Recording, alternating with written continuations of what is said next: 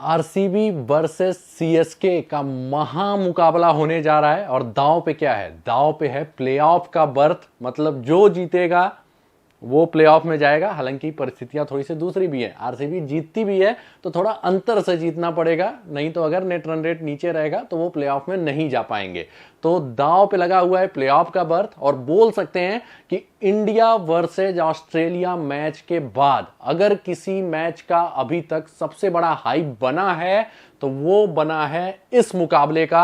एक तरफ है किंग कोहली तो दूसरे तरफ है थाला धोनी और मुकाबला जो है ना बहुत ही रोमांचक होगा।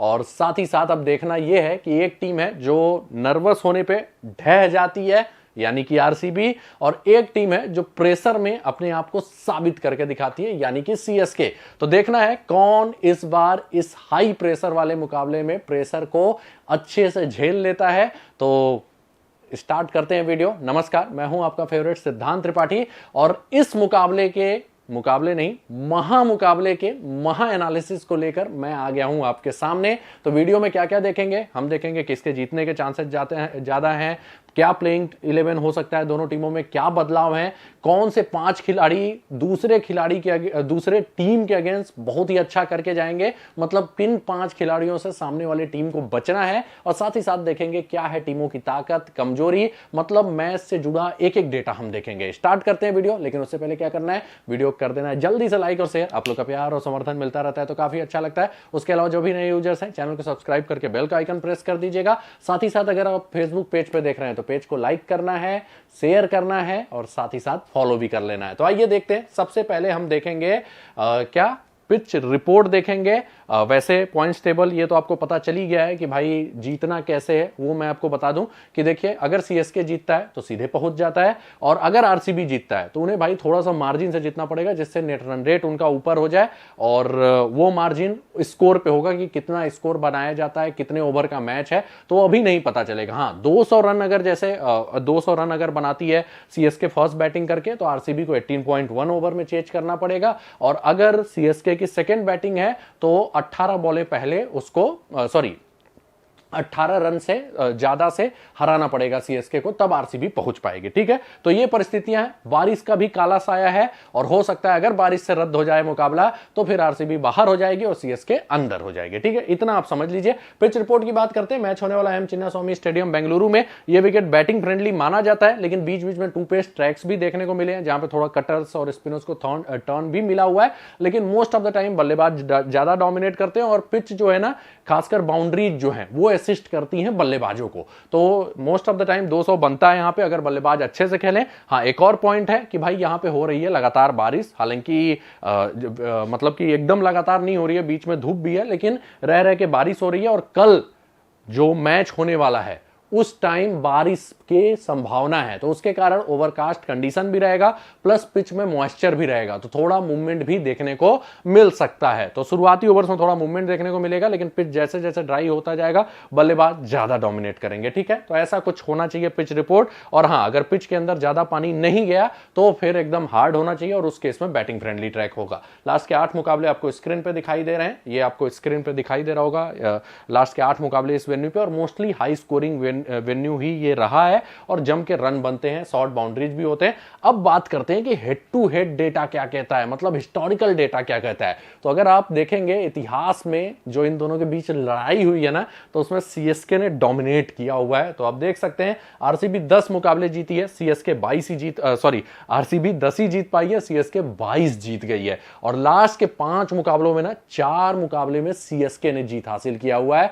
तो ओवरऑल हिस्टोरिकल डेटा बोलता है सीएसके फेवरेट्स है, लेकिन थोड़ा सा जब बॉलिंग अटैक कंपेयर करेंगे ना तो वहां पे सीएसके को दिक्कत हो रही है, सीएसके इंजरीज से परेशान है, इसलिए हल्का सा अगर हम उस हिसाब से जाएं तो फेवरेट्स निकल के आ रही है आरसीबी, लेकिन वो बहुत ही थोड़ा सा ही है। ठीक है, ये ध्यान देना है। अब बात कर लेते हैं कि आरसीबी टीम के प्रीव्यू की, साथ ही साथ हम देखेंगे क्या प्लेइंग 11 में चेंज होगा। तो आरसीबी का इतिहास क्या रहा है इस सीजन आपको भली भांति मालूम होगा। शुरुआत में मैचेज हार गए थे और 8 में से 7 हारे थे और उसके बाद अगले 5 मैचेज जीत के आए, मतलब मोमेंटम इस टीम के साथ है, एक अलग ही जोश और जज्बे के के साथ खेल रही है और ये प्लेइंग 11 भी इनका सेटल्ड हो गया था, लेकिन लग गया इनको एक बड़ा झटका। वो ये कि विल जैक्स जो ठीक ठाक फॉर्म में दिखाई दे रहे थे वो बाहर हो चुके हैं। इंग्लैंड टीम के जो प्लेयर्स हैं उनको वापस बुला लिया गया। टॉपली भी गए लेकिन टॉपली खेल नहीं रहे थे, तो वो कॉन्सर्न नहीं है, लेकिन कॉन्सर्न है विल जैक्स का बाहर जाना। अब उनके जगह एक आउट ऑफ फॉर्म बल्लेबाज आएंगे, ग्लेन मैक्सवेल। लेकिन यार मैक्सवेल आपको ही मालूम है, विल जैक्स उतने बड़े मैच विनर हो ही नहीं सकते जितने मैक्सवेल हो सकते हैं। तो अगर इनका रौद्र रूप जाग गया तो फिर बवंडर आएगा, बवंडर, ये ध्यान दीजिएगा। तो आरसीबी वाले उम्मीद कर रहे होंगे कि एकदम अफगानिस्तान वाली पारी खेल दे, एक पैर पे आए और उठा उठा के पटके चेन्नई वालों को। और पास्ट में ये कर भी चुके हैं, आपको याद होगा अश्विन बॉलिंग करते थे और ग्लेन मैक्सवेल इधर से अंदर और बॉल उधर से बाहर हो जाती थी अश्विन की। ठीक है, प्रोबेबल 12 की बात करें तो डुप्लेसिस, कोहली ओपन, उसके बाद Rajat Patidar, Glenn Maxwell, Cameron Green, DK, फिर आते हैं लोमरार, स्वप्निल सिंह, करण शर्मा, लॉकी फर्गुसन, मोहम्मद सिराज, यश दयाल। तो अगर हम इनके मजबूती की बात करें तो इनका जो मजबूती है वो है टॉप 3 का फॉर्म। डुप्लेसिस भी अब थोड़ा अच्छा ही कर रहे हैं और कैमरून ग्रीन, मतलब बीच में बस एक आउट ऑफ फॉर्म प्लेयर है, वो है ग्लेन मैक्सवेल। लेकिन आपको भी मालूम है कि इनका कब अंदर से जाग जाए ना, पूरा दिलो दिमाग फेफड़ा सब जाग जाए, कोई बता नहीं सकता। तो कुल मिला के इनके बैटिंग ऑर्डर में बस एक ग्लेन मैक्सवेल थोड़ा सा अनफिट दिखाई दे रहे हैं, लेकिन मैच विनर है। तो बैटिंग अटैक इनका बड़ा तगड़ा है। एक जगह फंसती है टीम, वो है स्पिन अटैक पे। और गेंदबाजी की बात करें तो पेस अटैक फिर से फॉर्म में आ चुका है। खासकर मूवमेंट अगर होगा तो सिराज काफी भयंकर करते हैं। उसके अलावा यश दयाल ने पूरे टूर्नामेंट अच्छी गेंदबाजी की है। लॉकी फर्गुसन भी लास्ट 2 मैचों में रंग में दिखाई दे रहे हैं। तो पेस अटैक में दम है, स्पिन अटैक थोड़ा कमजोर है। और अगर हम बैटिंग अटैक की बात करें तो बैटिंग इनकी बड़ी मजबूत है। ठीक है, तो कुल मिला के तीनों डिपार्टमेंट में एक डिपार्टमेंट कमजोर, 2 डिपार्टमेंट काफी अच्छा है। एक्सपेक्टेड ओवर्स ये स्क्रीन पे है, डेथ कौन करेगा? सिराज और यश दयाल बेसिकली करते हैं। ठीक है, अब बात करते हैं सीएसके के लिए इनके कौन से 5 खिलाड़ी हैं जो बहुत बड़े खतरे होंगे।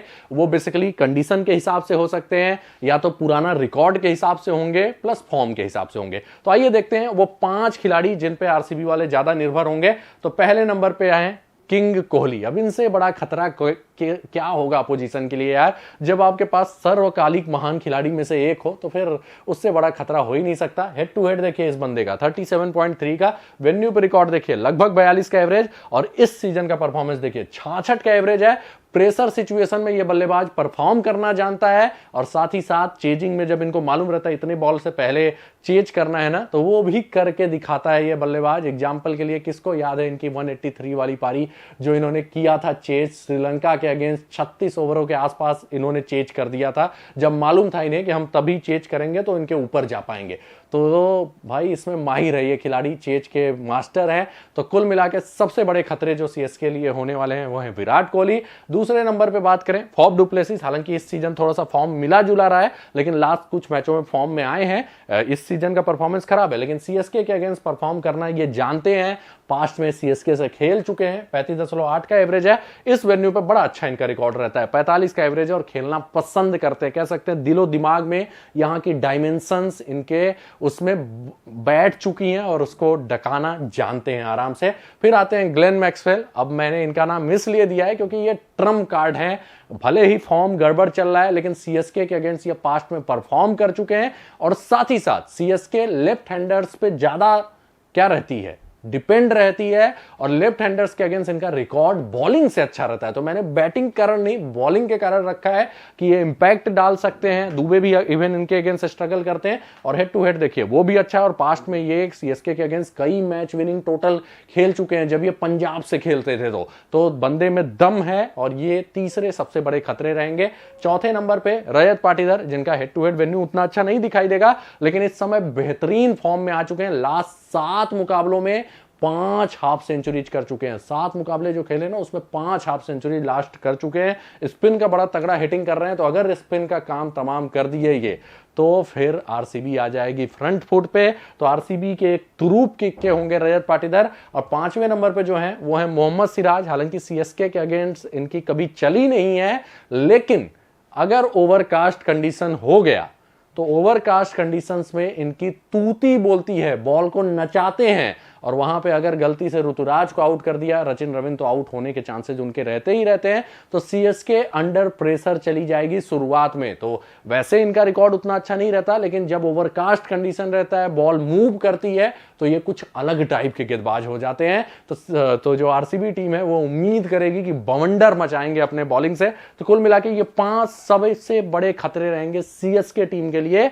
आरसीबी की तरफ से। ठीक है, आगे बढ़ते हैं, बात कर लेते हैं चेन्नई सुपर किंग्स टीम के प्रीव्यू की। तो चेन्नई सुपर किंग्स का फॉर्म मिला जुला रहा है और अभी काफी ज्यादा इनकी उम्मीदें हैं पहुंचने के लिए, क्योंकि भाई इनके पास ये भी है, एक कुशन है एक्स्ट्रा कि हार भी जाएंगे तब भी पहुंच सकते हैं। तो अब इससे ज्यादा क्या है, ये 18 रन पहले ही कम हो जाएंगे, 200 भी बनाने पे अगर कम होगा तो और भी मार्जिन, तो इनको मार्जिन मिल जाएगा। तो वो फिर जीत के लिए नहीं, उसको पार करने के लिए सोचेंगे। और सबसे बड़ी बात, अगर जीत जाते हैं तो टॉप 2 फिनिश के भी चांसेज हैं इनके। तो कुल मिला के अभी इनके हाथ में मामला है और ये टीम प्रेशर सिचुएशन में परफॉर्म करना जानती है। हालांकि झटका इनको भी लगा है, एक तो पाठीराना फिट हो गए, लेकिन श्रीलंका क्रिकेट बोर्ड ने अलाउ नहीं किया उनको आने को, तो वो नहीं खेलेंगे। साथ ही साथ मोइन अली नहीं खेलेंगे। हालांकि इनको एक बड़ी उम्मीद जगी है इनके किसके रूप में, दीपक चहर के रूप में, जो कि मूवमेंट कराते हैं। और अगर इस ओवरकास्ट कंडीशन में अगर मूवमेंट मिला तो ये भी काम तमाम कर सकते हैं। अगर कोहली या डुप्लेसिस को फंसा लिए तो फिर आधा पावर तो खत्म हो जाता है टीम का। तो दीपक चहर का लेट फिटनेस टेस्ट होगा, लेकिन चांसेज अच्छे खासे हैं कि वो इस मैच में खेलते हुए दिखाई दें। तो इनका जो प्रोबेबल 12 दिखाई दे रहा है, रचिन रविंद्र, गायकवाड़ ओपन, फिर मिशेल, शिवम दुबे, जडेजा, समीर रिजवी, उसके बाद आते हैं MS Dhoni, Mitchell Santner, Shardul Thakur, Deepak Chahar, तिछड़ा में कोई एक, सिमरजीत सिंह, तुषार देशपांडे। ये इनका प्रोबेबल 12 होना चाहिए।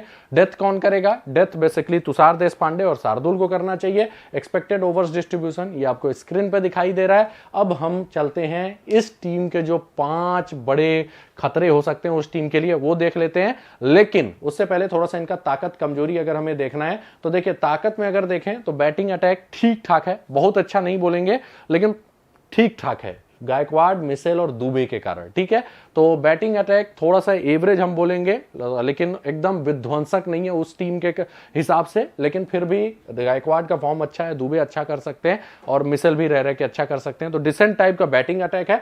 स्पिन अटैक की अगर हम कंपेरिजन करेंगे तो इसका स्पिन अटैक उस टीम से बहुत ही अच्छा है। तो स्पिन अटैक के मामले में ये टीम उनसे बहुत ही ज्यादा प्रभावी है। लेकिन पेस डिपार्टमेंट में अगेन ये टीम पीछे छूट जाती है और वो टीम पेस डिपार्टमेंट में डोमिनेट कर जाती है। लेकिन पेसर्स में भी ना मुकाबला तगड़ा है, थोड़ा सा आरसीबी डोमिनेट कर रही है। तो कुल मिला के अगर हम ऐसे देखें फायर पावर के मुकाबले में, तो ये टीम लैग कर रही है हल्का सा बैटिंग में, हल्का सा पेस डिपार्टमेंट में। ठीक है, और स्पिन डिपार्टमेंट में उस टीम से ये ज्यादा अच्छी है। ठीक है, आगे बढ़ते हैं। एक्सपेक्टेड ओवर्स डिस्ट्रीब्यूशन स्क्रीन पे आप देखते हैं कौन कौन से इनके 5 वो विध्वंसक प्लेयर हैं जो कत्लेआम मचा सकते हैं अपोजिशन के आगे। तो पहले नंबर पे है शिवम दुबे।